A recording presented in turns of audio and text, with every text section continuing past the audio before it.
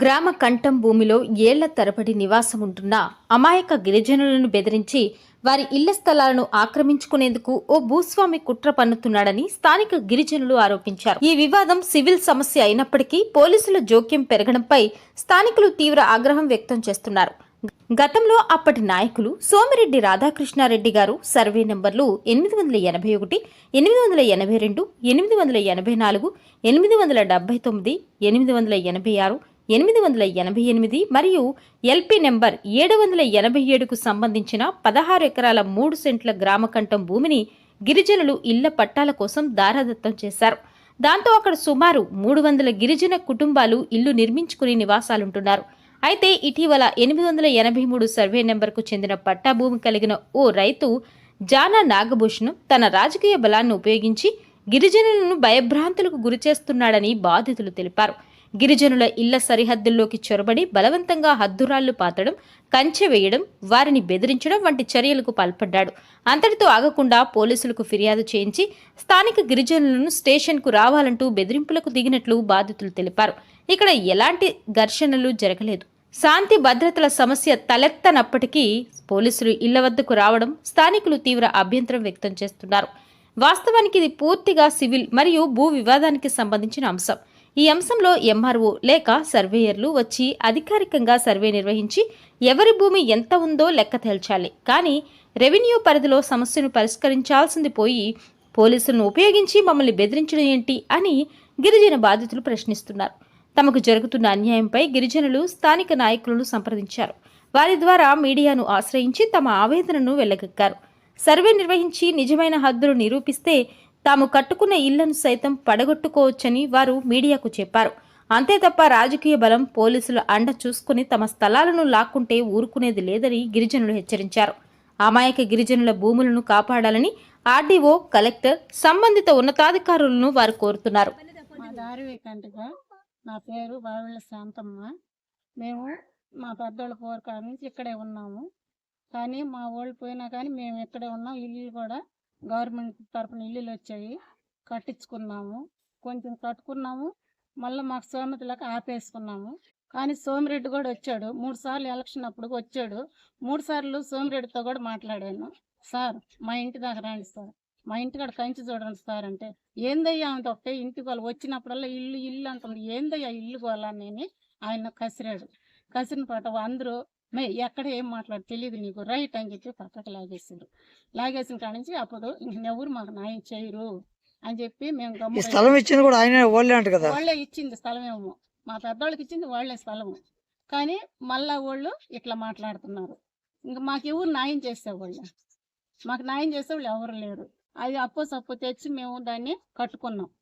కట్టుకునేలాకి ఇప్పుడు వచ్చి మీరు ఎందుకు కట్టారు? ఎన్ని సంవత్సరాల నుంచి కడుతున్నారు ఇల్లు? 3 సంవత్సరాలు 2010 నుంచి కొంచెం కొంచెం లేపుకుంటా వస్తున్నాము. ఆమెను కొంచెం గోడలు లేపుకున్నాం, రేకులు వేసుకున్నాము. ఆ రేకులు ఇంట్లోనే ఉన్నాము. అది ఉరుస్తా ఉన్నింది, అందుకని రేకులు తీసేసి ఇప్పుడు ఏమంటే స్లాబ్ వేసాము. స్లాబ్ వేసిన కాడ నుంచి మిమ్మల్ని ఎవరు కట్టమన్నారు, మా స్థలంలోకి ఎందుకు కట్టారు మీరు అని వాళ్ళు వచ్చి అడిగారు. మేమేం చెప్పాము, మీ స్థలం అయితే మీరు తీసుకోండి, మా స్థలం అయితే మాకు ఇచ్చేయండి, సరివేరిని తీసుకొచ్చి కొలతలేయండి. మేము అప్పుడు కూడా చెప్పాం, మీరు కంచేసేటప్పుడు కూడా సరివేరిని తీసుకురమ్మని చెప్పాము. లేదు మీరు తీసుకురాకపోతే మేము తీసుకొస్తామని కూడా చెప్పాము. మీరు పొద్దు పొడిసేలాకి కమ్మి రాయి దోలేసి కంచి నాటేశారు.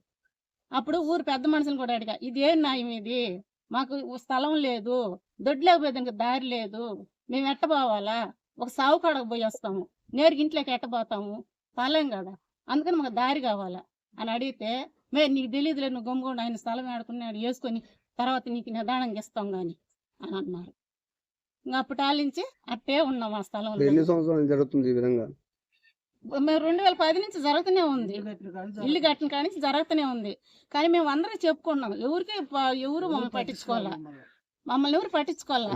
కావాలని మీరు ఇంకా ఆయన స్థలం తీసుకుని అనేవాళ్లే కానీ వాళ్ళకి స్థలం లేదు, వాళ్ళకి న్యాయం చేయాలని ఎవరు ముందుకు రాదమ్మా. మీరు ఇల్లు స్టార్ట్ చేసిన కానీ జరుగుతుందన్నారు, అంటే మీ ఇల్లు కట్టినప్పుడల్లా వస్తుందంటే మీ ఇల్లు కట్టకూడదని వాళ్ళ ఉద్దేశం?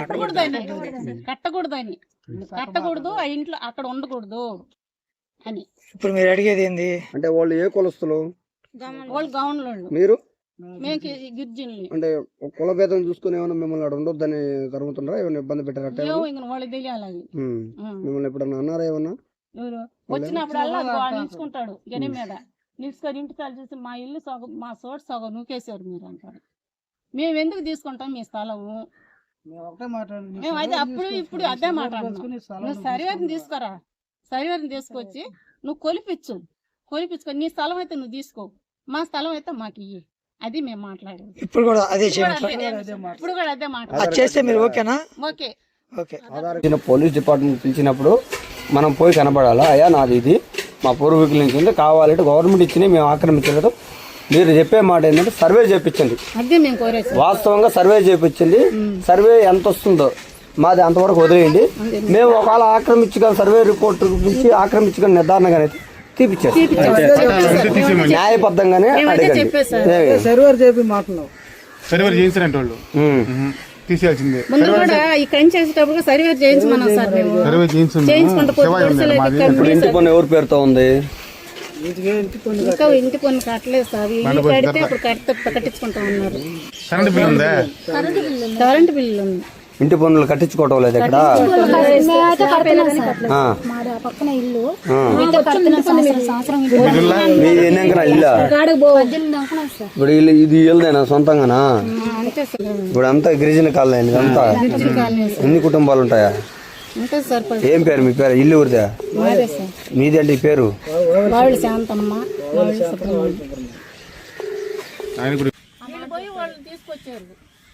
ఆయన చెప్పకూడదు కదా, ఆయన ఒక ఊరు పెద్ద మనిషి, ఆయన పెద్ద మనిషి అయితే ఆయన ఊరు ఆపమని చెప్పి ఎడ చెప్తాడు ఆయన?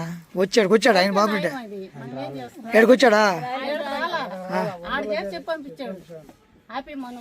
ఫోన్ నెంబర్ అడిగారంట, ఫోన్ నెంబర్ నేను మాట్లాడతా ఫోన్లో నాకు బెదిరించేదానికి.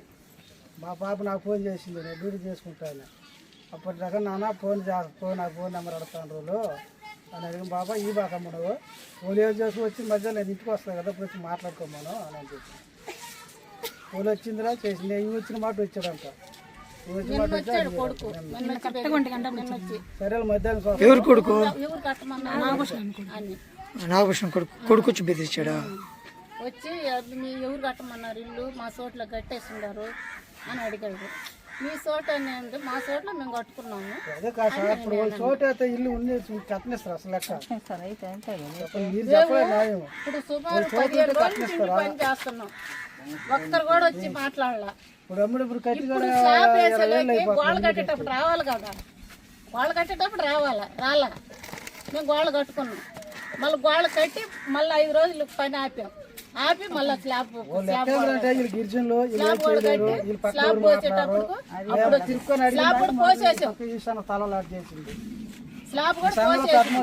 అయినా కూడా స్లాబ్ పోసడానికి అప్పుడు వచ్చారు. ఈ వీడియో గురించి మీ అభిప్రాయాన్ని కామెంట్ రూపంలో తెలియజేయండి. అలాగే లైక్ మరియు సబ్స్క్రైబ్ చేయండి.